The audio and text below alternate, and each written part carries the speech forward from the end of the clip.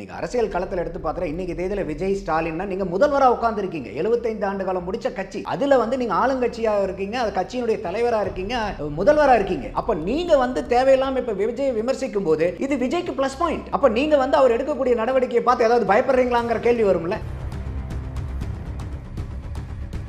கமலஹாசன் அங்க போய் சேர்ந்திருக்காரு. அப்ப வந்து 2.62% 2021 12 லட்சம் வாக்கு வாங்கியிருந்தார். இன்னைக்கு அவருக்கு 12 லட்சம் வாக்கு இருக்குதாங்கிற தெரியாது, 12 வாக்கு இருக்கும். அவங்க குடும்பத்தை சேர்ந்து ஒரு 12 வாக்கு இருக்கும். அப்படி பார்க்கும்போது அவங்களுக்கு வந்து 2.81% தான் இவங்களுக்கு அவங்களுக்கு டிஃபரன்ஸ்.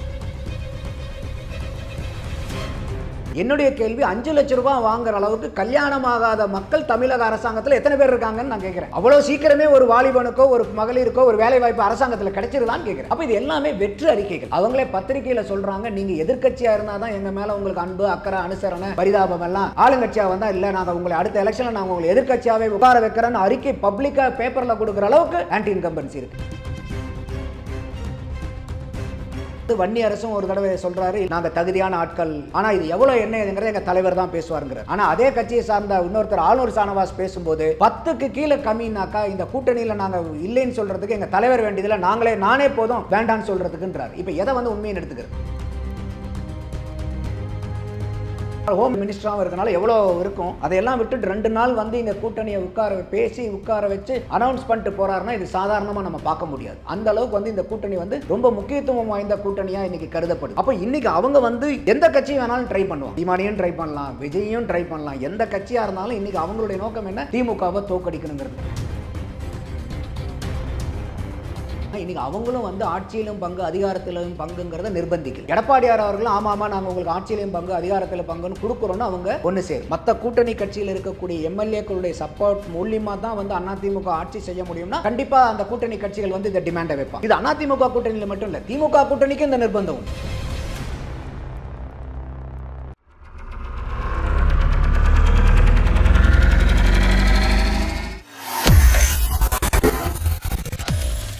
வேலை வேண்டுமா?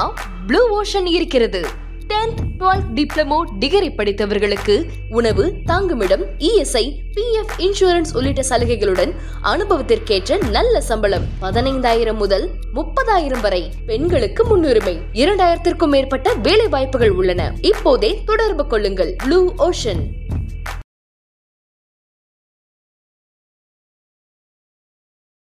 தமிழ் நேயர்கள் அனைவருக்கும் அன்பு வணக்கம். இன்றைய சிறப்பு நேர்காணலில் நம்மோடு இணைந்திருக்கிறார் அரசியல் விமர்சகர் திரு நந்தகுமார் அவர்கள். அவரிடம் தற்போது பேசுபொருளாக இருக்கிற சில முக்கியமான அரசியல் நிகழ்வுகள் குறித்து பேசலாம். வணக்கம் சார். வணக்கம் கோபி. நல்லா இருக்கீங்களா? அட்டாஸ்மாட்டேன். தமிழ்நாட்டை பொறுத்த வரைக்கும் இங்கே நிறைய வந்து பொலிட்டிக்கலி நிறைய விஷயங்கள் நடந்துக்கிட்டு இருக்கு.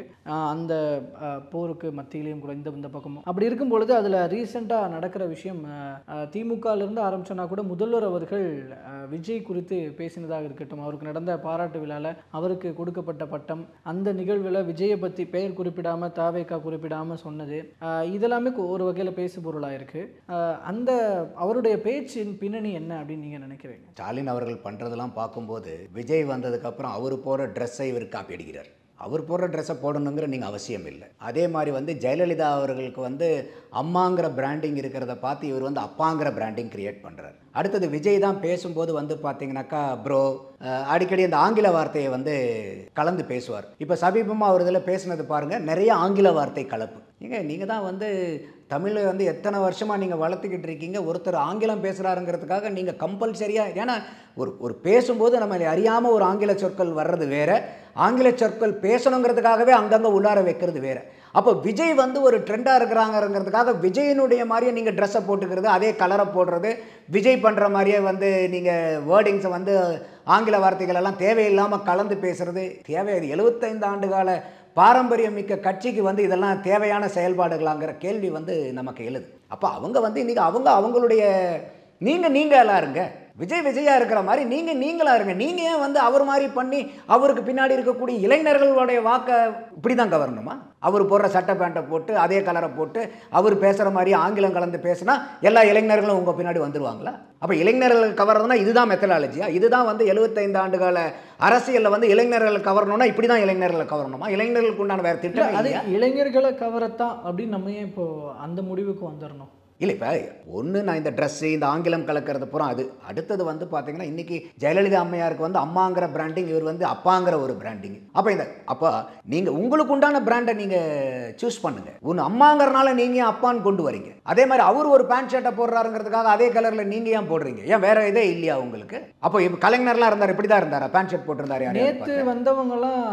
நேற்று வந்தவங்க நேற்று கட்சி தொடங்கினவங்கலாம் வந்து முதலமைச்சர் ஆகணும் அப்படின்னு ஆசைப்படுறாங்க அப்படின்னு விஜய் அவர் மறைமுகமாக குறிப்பிடுறார். அப்படின்ற போது அந்த இடத்துல விஜய் அவர்களை மையப்படுத்தி அவரை விமர்சிக்கிற வகையில் பேசியிருக்கணும்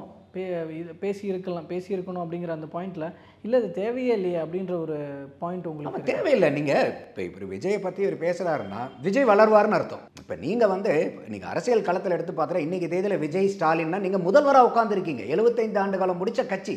அதில் வந்து நீங்கள் ஆளுங்கட்சியாக இருக்கீங்க, அது கட்சியினுடைய தலைவராக இருக்கீங்க, முதல்வராக இருக்கீங்க. நீங்கள் வந்து இன்றைக்கி விஜயை வந்து நீங்கள் விமர்சிக்கிறீங்கிற அவசியமே இல்லை. அப்போ நீங்கள் வந்து தேவையில்லாமல் இப்போ விஜயை விமர்சிக்கும் போது இது விஜய்க்கு ப்ளஸ் பாயிண்ட். அப்போ நீங்கள் வந்து அவர் எடுக்கக்கூடிய நடவடிக்கையை பார்த்து ஏதாவது பயப்படுறீங்களாங்கிற கேள்வி வரும்ல. ஏன் தேவையில்லாமல் போய் நீங்கள் அவரை விமர்சிக்கிறீங்க? இல்லை, அது அப்படி தான் பார்க்கணுமா? ஒரு பயம் அல்லது நெருடல் அப்படி தான் பார்க்க. வேற எப்படி பார்ப்பீங்க? ஏன்னா இன்னைக்கு விஜயனுடைய வருகை வந்து திமுகவுக்கு பெரிய சேதாரத்தை ஏற்படுத்தும். அதுதான் நான் பல என்னுடைய அனாலிசிஸில் நிறைய இடத்துல சொல்லியிருக்கேன் நான். இல்லை, அதான் இப்போ ஒரு ரீசெண்டாக கோவை போனப்பையாக இருக்கட்டும், இப்போ மதுரையில் ஷூட்டிங்காக போனப்பையாக இருக்கட்டும், நிறைய அந்த ரோட் ஷோ அதெல்லாம் பார்க்கும்போது அங்கே வந்த கூட்டம்லாம் ஆர்கானிக்காக இருந்தது அப்படின்ற அந்த விஷயம், அது தொடர்பான உளவுத்துறை தகவல்கள் எல்லாம் அவருக்கு. அதுலேயும் பாருங்க, இவர் கோயம்புத்தூர் போறாரு, உடனே உதயநிதி பின்னாடி போறாரு. உதயநிதி அவங்க போய் ஒரு ரோட் ஷோ பண்றேன்னு போறாங்க. எல்லாம் வந்து அரசாங்க பஸ்ஸை வந்து தூக்கிட்டு போயிருக்காங்க. அதில் பார்த்தீங்கன்னா ஆளை கூட்டிட்டு போனது பூரா அரசாங்க பஸ். அது காசு கொடுத்துருப்பாங்களா இல்லையாங்கிறது தெரியல. அது கொடுத்துருந்தாங்கன்னா நல்லது, அது அரசாங்கத்துக்கு ஒரு வருமானமும் கூட. ஆனால் ஒரு விஜய் ஒன்று பண்ணுறாருங்கிறதுக்கு முன்னாடி நீங்கள் ஏன் போய் அதை போய் பண்ணுறீங்க? இல்லை, அதுக்கு முன்னாடி போய் பண்ணுங்க. உடனே நீங்கள் போய் பண்ணும்போது அது அப்பட்டமாக மக்கள்கிட்ட தெரியுது இல்லை, ஓ இவரை வந்து விஜயை பார்த்து காப்பி அடிக்கிற அளவுக்கு நீங்கள் இருக்கிறீங்க. அப்போ இந்த கேள்வி பொதுமக்கள்கிட்ட சாதாரணமாக வரும் இல்லையா? அதுதான், இந்த மாதிரியான விஷயங்கள் தான். அப்போது தாவேக்காவை பார்த்து பயப்படுறாங்களா, இல்லை என்னென்ன மாதிரியான தகவல்கள் போய் சேர்ந்துருக்கலாம், அதன் அடிப்படையில் தான் இந்த மாதிரியான நகர்வுகளை பண்ணுறாங்களா, இந்த திட்டங்கள் எல்லாம் கை கொடுக்குமா அவங்களுக்கு? ஏன்னா நீங்கள் சொன்னது போல் இப்போ விஜய் அவர்கள் அங்கே போகிறாருன்னா திரும்ப அங்கே போகிறது, அவருங்க இப்படி பண்ணுறாங்கன்னா இப்படி பண்ணுறது அப்படிங்கிறது எல்லாமே அரசியல் களத்தில், குறிப்பாக 2026 தேர்தல் களத்தில் பலனளிக்குமா அப்படின்ற ஒரு கேள்வி வருது இல்லையா? 2026 தேர்தலை நினச்சி திமுக ரொம்ப சந்தோஷமாக இருந்தாங்க. எப்படி வரைக்கும்னா இந்த 5 முனை போட்டியாகவே இருக்கிற வரைக்கும் சந்தோஷமாக இருந்தாங்க. என்னைக்கு வந்து பாரதிய ஜனதாவும் அதிமுகவும் கை கோத்து வச்சோ அன்னையிலிருந்து இவங்களுக்கு வந்து பதற்றம் ஆரம்பிச்சிருச்சு. என்ன காரணம்னு கேட்டிங்கன்னா, இன்றைக்கி அதிமுகவும் பாரதிய ஜனதாவும் கூட்டணி ஒன்று சேரும்போது அந்த கூட்டணியினுடைய நம்பரையும் திமுக கூட்டணி வாங்குற நம்பரையும் வச்சு பார்க்கும்போது வெறும் 3% கீழே தான் அவங்களுடைய வாக்கு வித்தியாசம் வருது. இப்போ இதில் வந்து ஆகச்சிறந்த அரசியல் ஆளுமே கமலஹாசன் அங்கே போய் சேர்ந்திருக்காரு. அப்போ வந்து 2.62% 2021 12 லட்சம் வாக்கு வாங்கியிருந்தார். இன்னைக்கு அவருக்கு 12 லட்சம் வாக்கு இருக்குதாங்கிற தெரியாது, 12 வாக்கு இருக்கும். அவங்க குடும்பத்தை சேர்ந்து ஒரு 12 வாக்கு இருக்கும். அப்படி பார்க்கும்போது அவங்களுக்கு வந்து 2.81% தான் இவங்களுக்கு அவங்களுக்கு டிஃபரன்ஸ் வருது. இதே வந்து நீங்கள் கமலஹாசனுக்கு 2.62 12 லட்சம் பேர் இன்னும் அப்படியே உட்காந்துருக்காங்கன்னு வச்சுக்கிட்டிங்கன்னா கூட அது வந்து அந்த 2.6 சேர்த்துனீங்கன்னா ஒரு 5.4% வருது. அப்போ இந்த வாக்கு சதவீதம் இவ்வளோ தான். அந்த அளவுக்கு வந்து இன்னைக்கு அதிமுக பாரதிய ஜனதாவுடைய கூட்டணி வந்து வலுவாயிருச்சு.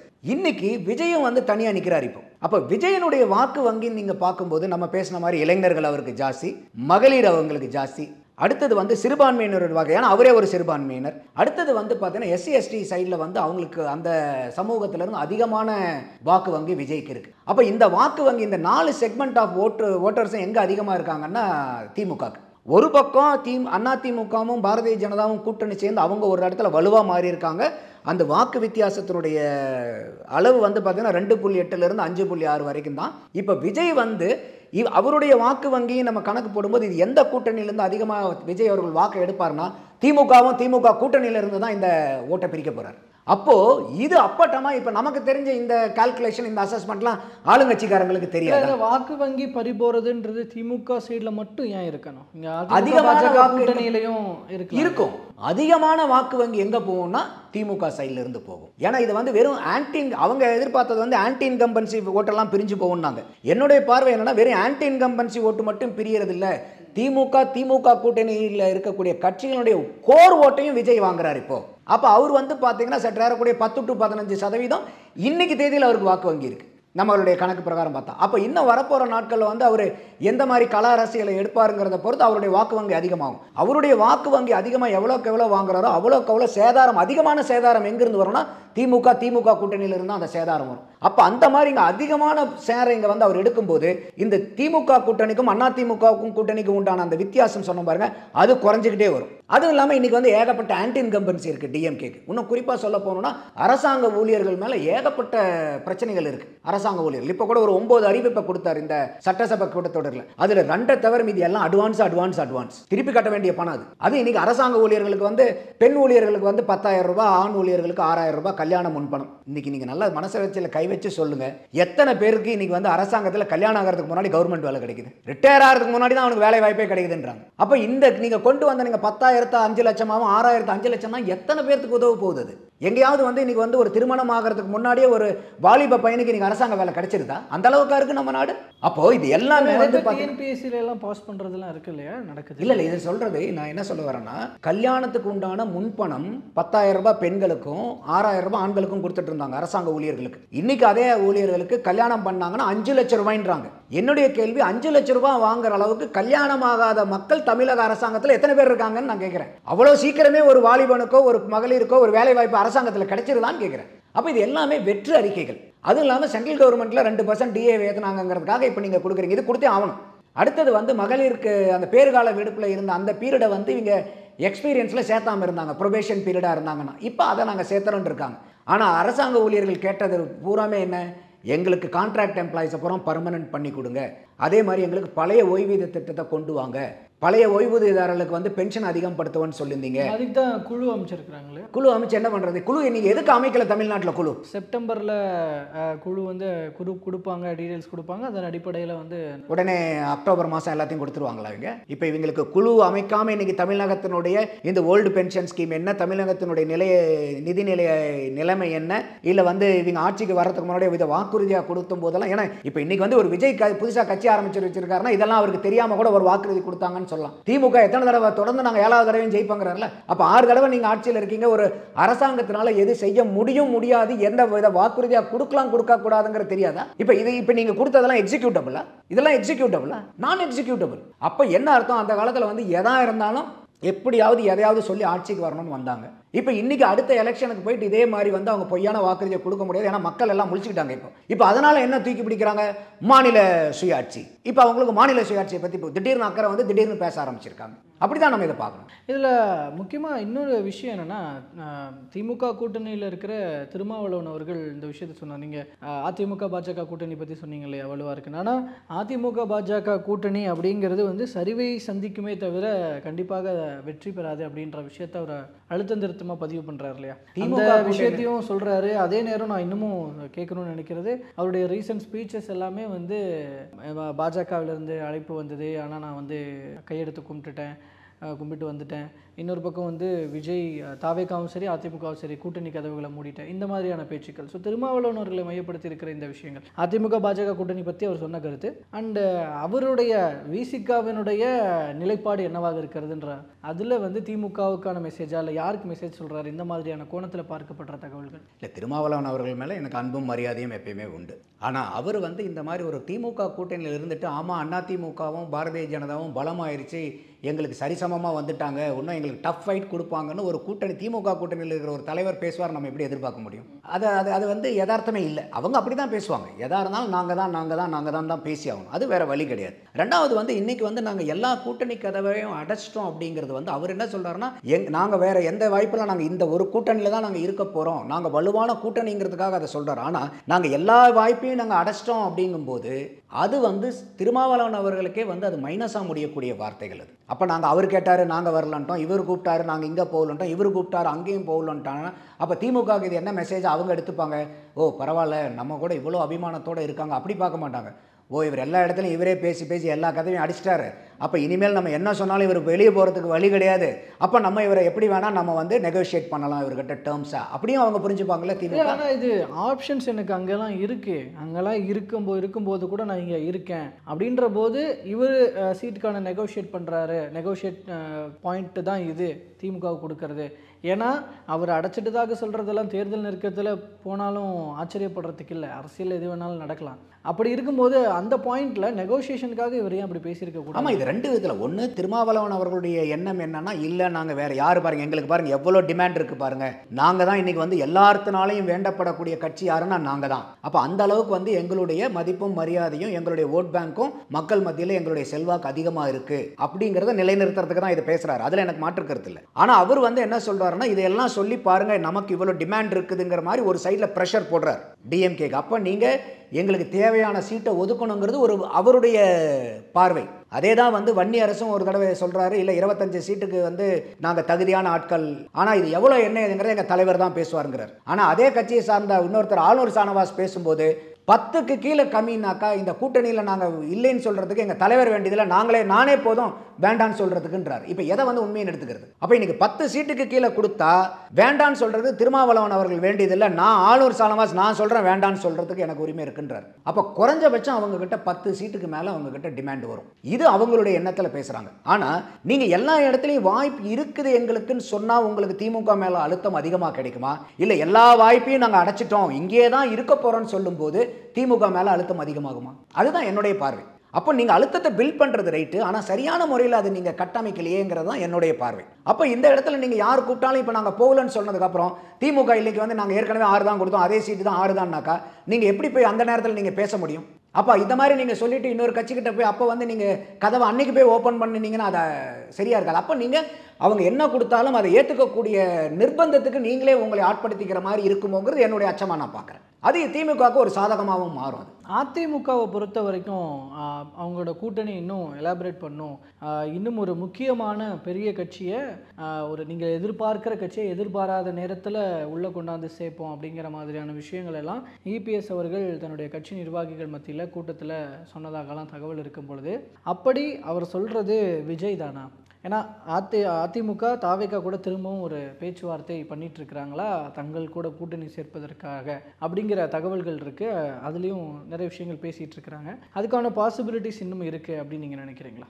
அதாவது இன்னைக்கு அதிமுக பாரதிய ஜனதா கூட்டணியை பொறுத்த வரைக்கும் அவங்களுடைய ஒரு மையக்கரு மெயின் கரு என்னன்னா திமுகவை வீட்டுக்கு அனுப்பணும், ஆட்சி கட்டிலேருந்து இறக்கணுங்கிறது தான் அவங்களுடைய 1 பாயிண்ட் அஜெண்டா. ஸோ அதனால தான் வந்து எடப்பாடியார் அவர்களும் சரி இல்லை வந்து பாரதிய ஜனதாவும் சொல்கிறது இந்த மையப்புள்ளியில் இந்த சிந்தனை இருக்கக்கூடிய எல்லாருமே எங்கள் கூட்டணிக்கு வரலான்னு அவங்க சொல்கிறது. என்ன காரணம்னா திமுகவை ஆட்சி கட்டிலேருந்து இறக்கணும் அப்படிங்கிறது. அப்போ இன்னைக்கு வந்து அதிமுக பாரதிய ஜனதா கூட்டணி வைக்கிறதுக்கு முன்னாடி அவங்க வந்து விஜய் கூட டைப் பண்ணுறதுக்கு பிளானில் இருந்தாங்க. ஏன்னா அவங்க வந்து இன்னைக்கு பாரதிய ஜனதா கூட போகும்போது நமக்கு சிறுபான்மையினர் வாக்கு வந்து நமக்கு தவறிடுது, அது வந்து 2024லையும் பார்த்தோம், அதனால் வந்து நம்ம அங்கே போக வேண்டாம், விஜய் வந்தார்னா ஒரு புது ஃபேஸாக இருக்காங்க, அவருக்கு ஒரு ஓட் பேங்க் நல்லா இருக்கும்போது நமக்கு வந்து நிறையா நல்லது இருக்கும், அதே மாதிரி சிறுபான்மையினர் ஒரு வாக்கை வந்து நம்ம கூடுதலாக வாங்குறதுக்கு வந்து வாய்ப்புகள் அதிகங்கிறனால அதை முயற்சி பண்ணாங்க. ஆனால் அந்த இது வந்து பேச்சுவார்த்தைகள் வந்து அவங்களுக்கு சரியாக போகலைங்கிற மாதிரி தான் தகவல். அப்போ இது பாரதிய ஜனதாவும் பார்க்கும்போது பாரதிய ஜனதாவுக்கும் தமிழ்நாட்டில் என்ன ஒரு கம்பல்ஷன் இருக்குன்னா அவங்களுக்கும் ஒரு நல்ல கூட்டணி அமைச்சாகணும். ஏன்னா அவங்க வந்து நாங்கள் வளர்ந்துக்கிட்டு வந்துட்டு இருக்கோங்கிற ஒரு பிம்பத்தில் இருக்காங்க. இப்போ ஏன்னா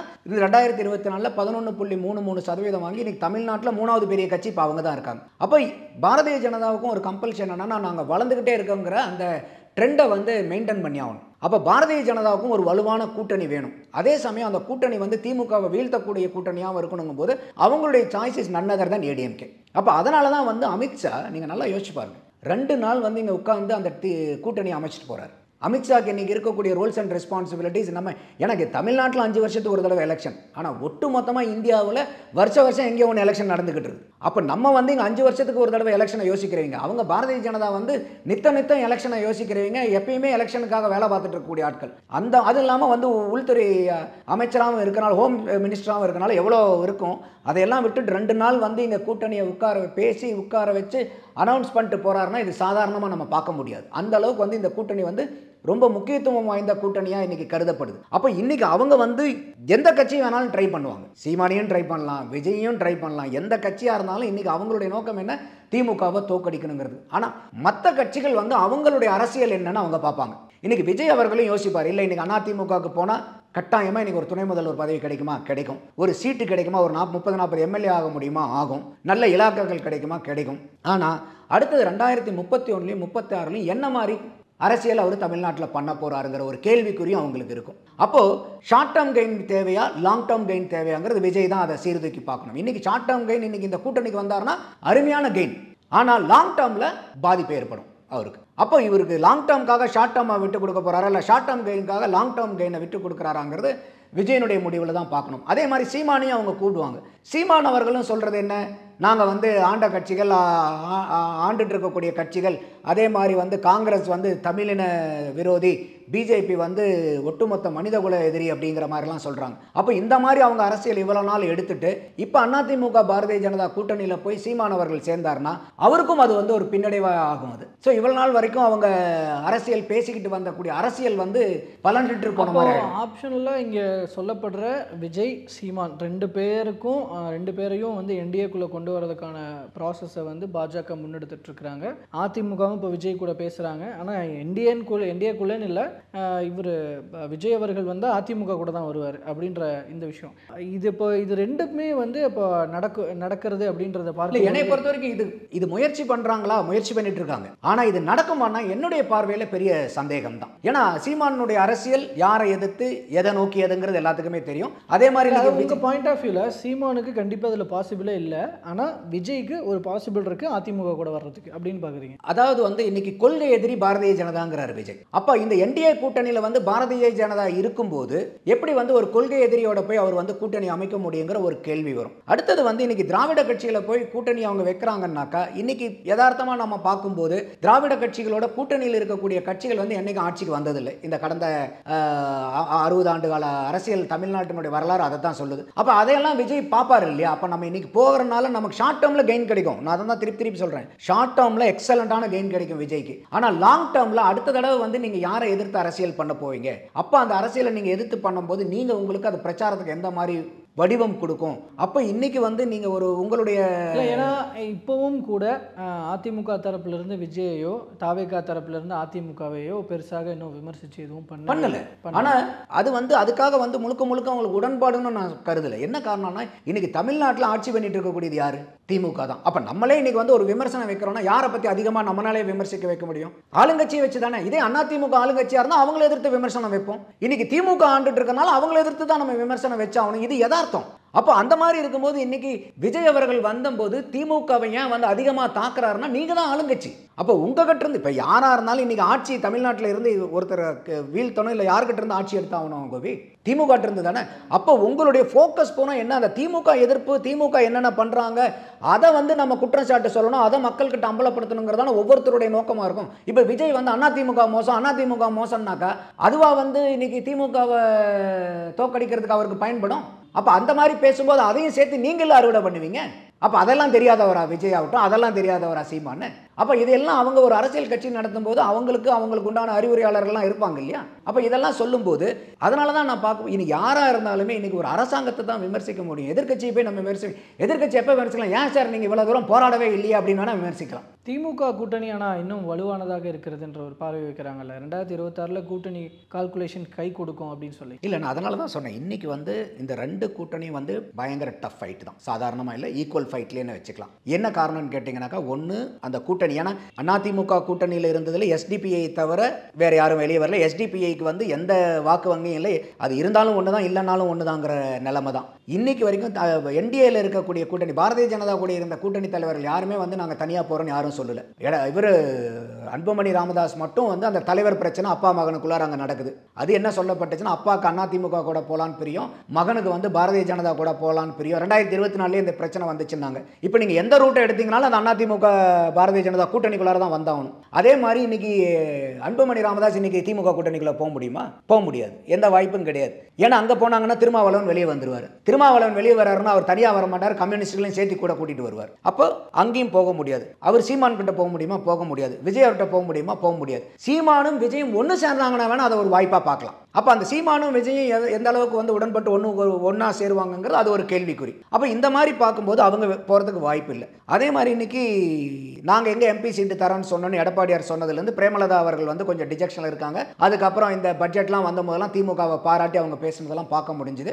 அப்படி இருந்தாலும் இன்னைக்கு தேமுதிக வந்து ஒன்றுமே 1% கீழே தான் இருந்தாங்க அவங்க வாக்கு வங்கி. இன்னைக்கு அதிமுக கூட்டணியில் சேர்ந்து இன்னைக்கு 2.5% பக்கமாக வந்திருக்காங்க இந்த பாராளுமன்ற தேர்தலில். இப்போ இவங்க வந்து திருப்பி திமுக கூட்டணிக்குள்ள போறாங்கன்னு வச்சுங்க, சீட்டு யார் சீட்டு பிடிங்க கொடுப்பீங்க? இன்னைக்கு திமுகவுக்கு பெரிய தலைவலியே என்னன்னா சீட்டு கொடுக்கறது தான் இப்போ பெரிய தலைவலியாக வரும். ஸோ அப்போ அவங்களும் போகிறது. அப்போ அதிமுக பாரதிய ஜனதா கூட்டணி அப்படியே இன்டாக்ட்ல தான் இருக்கும், திமுக கூட்டணி இன்டாக்ட்ல தான் இருக்கும். இவங்களுக்கு உண்டான வாக்கு வித்தியாசம் ரொம்ப சொற்ப வாக்கு வித்தியாசம்.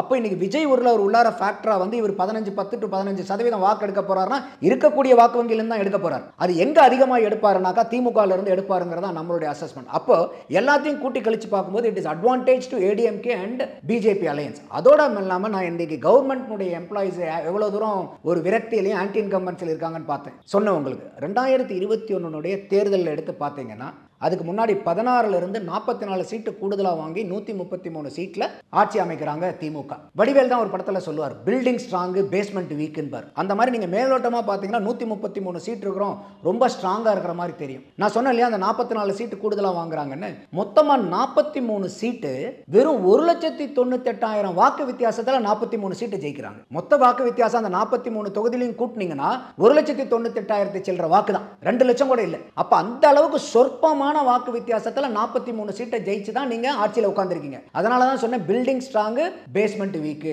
அப்ப இந்த வாக்கு சதவீதத்தில் இன்னைக்கு அரசாங்க ஊழியர்களுடைய வாக்கு வங்கி யாருக்கு அதிகம் கோபி?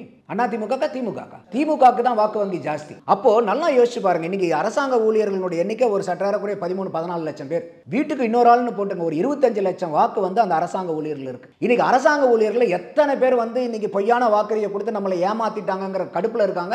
அவங்களே பத்திரிகையில சொல்றாங்க, நீங்க எதிர்க்கட்சியா இருந்தா தான் எங்க மேல உங்களுக்கு அன்பு அக்கறை அனுசரணை பரிதாபம் எல்லாம், ஆளுங்கட்சியா வந்தா இல்ல நாங்க உங்களை அடுத்த எலெக்ஷன்ல நாங்க உங்களை எதிர்க்கட்சியாவே உட்கார வைக்கிறேன்னு அறிக்கை பப்ளிக்கா பேப்பர்ல கொடுக்குற அளவுக்கு ஆன்டி இன்கம்பன்சி இருக்கு. அப்போ இந்த 25 லட்சம் வாக்குல இந்த 2 லட்சம் வாக்குக்கு கீழே தான் நீங்க 43 சீட்டை ஜெயிக்கிறீங்க. அப்ப இது எல்லாத்தையுமே கூட்டி கழிச்சு பாருங்க, யாருக்கு அட்வான்டேஜா முடியும்? எப்படி வந்து திமுக வந்து அவங்க கான்பிடன்ஸா ஜெயிக்கிற மாதிரி இருக்கும். கூட்டணி இன்டாக்டா இருக்கு, எந்த கட்சியும் வெளியே போல இருப்பாங்க, ஆனா வாக்கு வங்கி பெரிய அளவுக்கு சேதாரம் ஏற்படும். அதுதான் நான் இன்னைக்கு சொன்ன உங்களுக்கு இத்தனை தரவுகளும் அதை நோக்கி தான் போகுது. அப்ப இது எல்லாத்தையும் கூட்டி கழிச்சு நீங்க பார்க்கும்போது இன்னைக்கு இருக்கக்கூடிய கல நேரத்து பிரகாரம் it is advantage to ADMK and BJP alliance. அந்த கட்சிகள் பூரா அந்த கூட்டணியில இன்டாக்டா இருக்கும்போது அவங்களும் அதே மாதிரி தான், எப்படி திமுக கூட்டணி இன்டாக்டோ அந்த மாதிரி அந்த அதிமுக பாரதிய ஜனதா கூட்டணி இன்டாக்டா தான் இருக்குங்கிறது என்னுடைய பார்வை. ஓகே, ஆனால் இதில் இப்போது நான் ஃபைனலி ஒரு விஷயம், இப்போ அதிமுக பாஜக கூட்டணி இன்டாக்டாக இருக்கிறாங்க, இன்னும் சில கட்சிகள் போய் சேர்றாங்க, இப்போ வெற்றியும் அடைகிறாங்க அப்படின்னு வச்சுக்கிட்டாங்க கூட, இங்கே அதிமுகவுக்கு முன்னிலையில் வைக்கப்படுற அந்த கூட்டணி ஆட்சி அப்படிங்கிற அந்த விஷயம் இருக்கு இல்லையா, ஆட்சியில் பங்கு அப்படிங்கிறது அதிமுக ஒத்துக்கலை. அப்படி இருக்கும்போது அந்த பாயிண்ட்ல ஏதாவது உள்ளுக்குள்ள பிளவுகளோ மனக்கசப்புகளோ வருவதற்கான வாய்ப்புகள் இருக்குன்னு பார்க்குறீங்க? இல்லை, இதில் வந்து அது கடைசியில் பேசி சம்மதிக்க வச்சிருவாங்க அப்படின்னு இது பிரஸ் ரிப்போர்ட்லேயே கேட்குறார்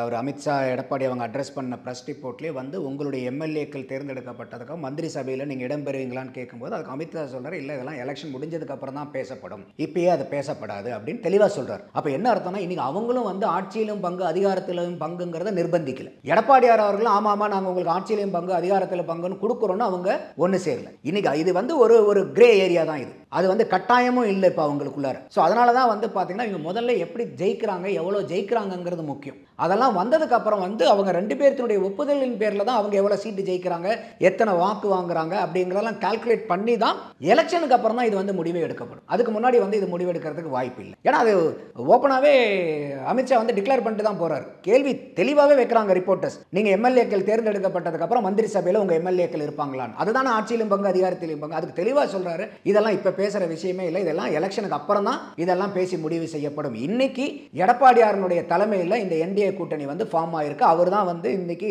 தமிழ்நாட்டினுடைய முதலமைச்சர் வேட்பாளர். இந்த கூட்டணிக்கும் தலைவர் அவர் தான். இன்னைக்கு என்டிஏனுடைய அலையன்ஸ்க்கு எடப்பாடி தான் தலைவருங்கிறதையும் அவர் வந்து பகிரங்கமே அறிவிச்சிட்டு தான் போறார். இதுல வந்து எந்த இடத்துலையும் வந்து ஒரு குளறுபடி வர்றதுக்கு வாய்ப்புகள் இல்லை. இல்லை, ஏன்னா நான் நியூஸ் பேப்பரில் பார்த்தேன் இப்போ, ஏன்னா விஜயும் சரி அல்லது சீமானையும் சரி அல்லது 2 பேரையுமே என்டிஏக்குள்ளே கொண்டு வரணும் அப்படின்னா நீங்கள் இந்த கூட்டணி ஆட்சிக்கு ஓகே சொன்னீங்க சொன்னீங்கன்னா அதிமுக கிட்ட, நீங்கள் கூட்டணி ஆட்சிக்கு ஓகே சொன்னீங்கன்னா கண்டிப்பாக அவங்கள உள்ளே கொண்டு வரதுக்கு ஒரு ஈஸியான வழியாக இருக்கும் அப்படின்னு பாஜக தரப்புலேருந்து ஒரு பேச்சுவார்த்தை நடத்தப்பட்டுக்கிட்டு இருக்கிறதாக ஒரு தகவல் படித்தேன். ஸோ அதை நோக்கி தான் எனக்கு அந்த கேள்வி வந்துச்சு. ஸோ அதனால் அதற்குரிய பேச்சுவார்த்தைகள் தொடர்ந்து இருந்துக்கிட்டே இருக்குமா? ஏன்னா கூட்டணிக்குள்ளே அவங்கள கொண்டு வரதுக்கே நீங்கள் இந்த ஒரு ஒரு ஒரு பச்சை கொடி காட்டுங்களேன் அப்படின்னு ஒரு கேட்குறாங்க இல்லையா, கேட்குற மாதிரி தகவல் இருக்கு. இன்னைக்கு நானே இது பல இடத்துல சொல்லியிருக்கேன். 2026 பொறுத்த வரைக்கும் கூட்டணி கட்சிகளுக்கெல்லாம் ஒரு அவங்கவுங்க கட்சியை வளர்த்துக்கிறதுக்கு ஒரு அபரிமிதமான வாய்ப்பு. அதே மாதிரி எந்த ஒரு ஆட்சி வந்தாலும் கூட்டணி ஆட்சியிலும் பங்கு அதிகாரத்தையும் பங்குங்கிறத நோக்கி இது நகருங்கிறத நான் பல நேர்காணல்களில் சொல்லியிருக்கேன். அப்போ அவங்களுடைய தேர்தல்